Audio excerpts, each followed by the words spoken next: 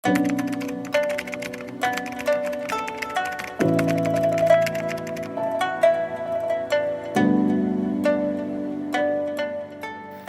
Cina ingin mengintervensi pemilu di Indonesia? Ini adalah pertanyaan nakal yang lumrah dipikirkan oleh orang banyak.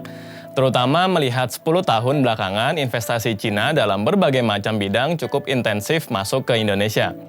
Pertanyaan nakal ini tidak akan dijawab oleh pihak resmi manapun, baik dari pihak kedutaan Cina maupun pihak Kemlu Indonesia yang memiliki domain topik ini.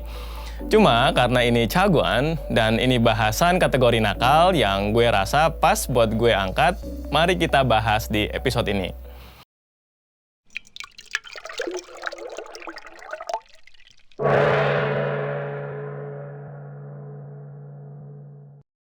Investasi Cina di Indonesia kalau mengutip data dari BKPM yang diolah oleh laman CNBC dalam pemberitaannya di 12 Januari 2023 lalu, jumlah investasi Cina di Indonesia dalam 10 tahun terakhir mencapai 28,26 miliar USD.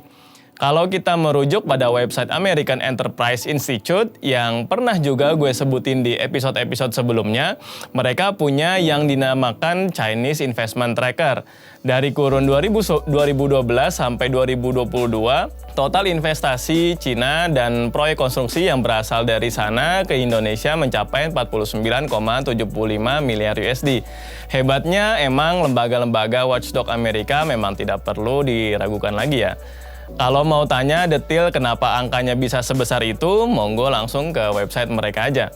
Dengan besarnya investasi dan pelaksanaan proyek yang berasal dari Cina di Indonesia, tentu membuat banyak pihak berpikir bahwa keberlangsungan kelanjutan bisnis Cina di Indonesia ini perlu terus dijaga.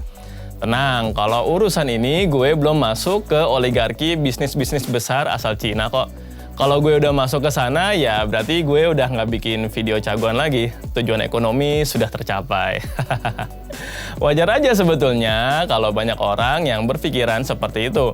Dalam arti kepemimpinan era Jokowi saat ini ada segelintir elit yang masih ingin second line mereka terus berperan di era kepemimpinan selanjutnya. Wajar aja kalau banyak orang juga berpikir apapun akan dilakukan guna melanggengkan gerbong kekuasaan tadi.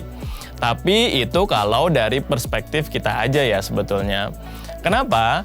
Karena kalau kita taruh pertanyaan apakah Cina ingin mengintervensi pemilu di Indonesia, ini sebetulnya juga pertanyaan yang mungkin ada sejak pemilu-pemilu sebelumnya. Dan sebetulnya monggo setelah nonton episode ini tanyakan juga sama orang-orang atau konten kreator di channel-channel sebelah yang bahas negara-negara lain. Apakah negara-negara lain itu juga punya selera yang sama untuk mengintervensi pemilu 2024 di Indonesia? Ya cengli dong, karena di Indonesia ini sendiri kalau dilihat misalnya peringkat sumber investasi terbesar masuknya dari Singapura. Tentu kalau kita tanya agak polos sedikit, Singapura punya selera mengintervensi pemilu di Indonesia nggak? Atau ke negara-negara lain yang punya kepentingan investasi dan proyek-proyek yang nggak kalah besar di Indonesia.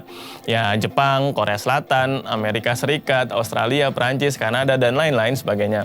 Monggo ya, biar agak balancing dan spuring nih mobil kita.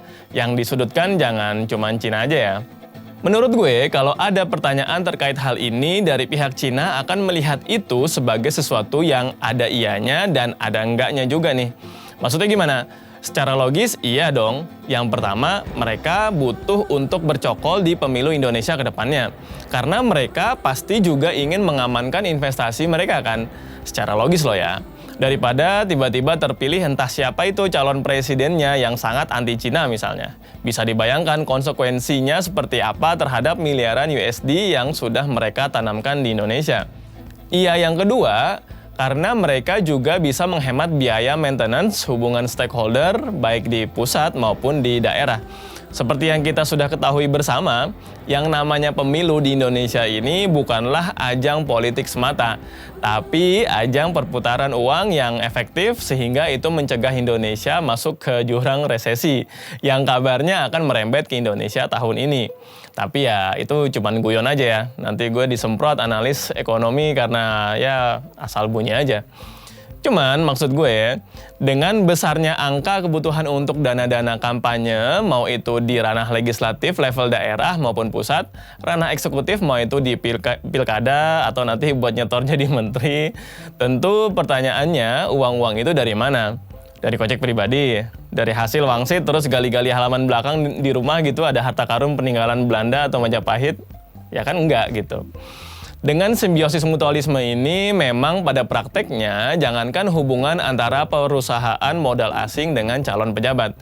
Perusahaan-perusahaan dalam negeri juga punya urgensi untuk melakukan itu, terutama di daerah-daerah yang basah. Dengan begitu, kalau nanti yang bersangkutan menjabat, ya tinggal diperlihatkan aja bon setoran bantuan kampanyenya kemarin berapa, supaya nanti waktu menjabat nggak digangguin bisnis mereka. Tapi ya kalau udah soal masalah besarnya kebutuhan anggaran pemilu dan lain sebagainya, itu nanti bakal panjang ya penjelasannya. Lanjut, 2 hal di atas soal memastikan investasi dan proyek berjalan dengan lancar, serta menghemat biaya hubungan dengan stakeholder pusat maupun daerah, menurut gue bisa dibilang merupakan pemikiran sederhana yang banyak orang juga udah tahu. Tapi ada jawaban enggaknya juga. Jawaban enggak yang pertama adalah seperti yang pernah gue bahas di episode Caguan sebelumnya, Indonesia bukanlah destinasi prima investasi dan proyek-proyek konstruksi Cina di dunia. Banyak negara-negara lain yang mendapatkan limpahan duit Cina dan sampai sekarang juga masih jalan-jalan aja proyeknya di negara-negara tersebut. Jadi ya jangan GR juga kalau misalnya investasi mereka di Indonesia tiba-tiba amsyong nih, ya kan? Mereka tinggal rapi-rapi koper gitu kan dan capcus deh dari Indonesia. Kita bakalan kena blacklist dari daftar tujuan investasi mereka. Tidak yang kedua adalah kalau teman-teman daerah juga pasti tahu gitu ya, bahwa tidak ada gunanya nih mengintervensi pemilu dalam bentuk apapun. Karena siapapun yang bercokol misalnya sebagai kepala daerah nih maupun di pusat ya, pada akhirnya juga maunya dideketin ulang. Jadi istilahnya rada pura-pura lupa deh kayak bekicot lupa cangkangnya. Tentu hal tersebut juga sudah banyak dirasakan utamanya oleh perusahaan-perusahaan Cina yang sudah lebih dari 10 tahun belakangan ini eksis di Indonesia. Wong ujung-ujungnya harus pendekatan ulang, buat apa gue sawer di depan, kata mereka. Tidak yang ketiga adalah rumitnya sistem birokrasi dan koordinasi antara kementerian lembaga di Indonesia, antara pusat dan daerah, tidak sekonyong-konyong nih membuat para investor asal Cina maupun asal negara lainnya bisa tidur nyenyak kalaulah mereka sudah chip in di salah satu kandidat, baik itu di legislatifnya maupun di eksekutifnya. Karena nanti ketika sudah ada pejabat yang baru nih, yang sudah definitif ya kan, udah dilantik dan lain sebagainya, tetap aja di banyak fenomena walaupun nggak semua ya UUD alias ujung-ujungnya duit ya kita tetap dengan mudah dapat kita lihatlah bersama gitu kan.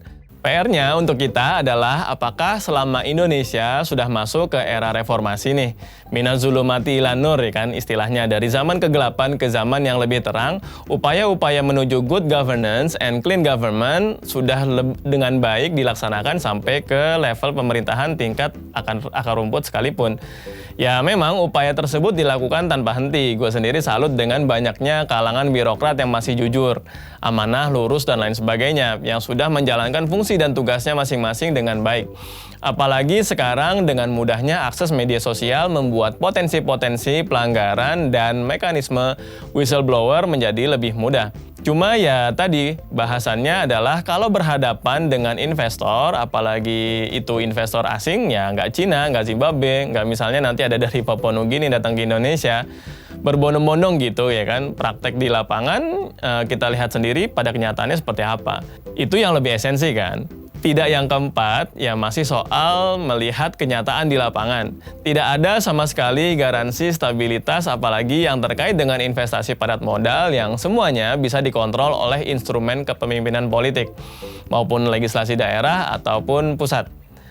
Bisa dibilang there's no magic pill untuk membuat semua urusan investasi di Indonesia menjadi lancar. Semua pintu pada akhirnya harus diketok dulu. Sekian banyak dinas, sekian banyak lembaga, mau itu di daerah ataupun pusat yang harus didekati. Harus bisa pintar-pintar mengelola isu dan hubungan stakeholder secara profesional. Yang pada akhirnya kembali lagi ke pihak investor asal Cinanya. Mereka mau langgeng atau mau jangka pendek aja di Indonesia. Kalau mau langgeng, tentu semua hal harus dipandang, direncanakan dengan baik, dirumuskan secara prudent. Jangan mentang-mentang lagi ada pejabat anu nih gitu, terus dibilang investasinya akan terjamin dan lain sebagainya. Gampang banget nanti kena jebakan Batman kan.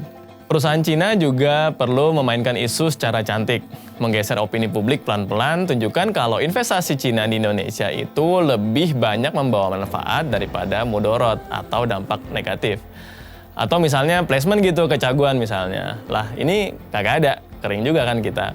Tapi nggak apa, gue sama Mas Raka di sini masih nunggu dengan sabar limpahan-limpahan dari mereka buat placement. Ya the name is also effort kan, namanya juga usaha. 1 jari tunjuk ke depan, 3 jari tunjuk diri sendiri, buruk rupa cermin dibelah, jangan suka salahkan orang lain. Bercerminlah pada diri sendiri. Yang barusan itu emang bukan pantun, jangan dikeprokin aja. Gue Fatan Sembiring dari Serikat Alumni dan kerjasama Tiongkok Indonesia untuk Asumsiko.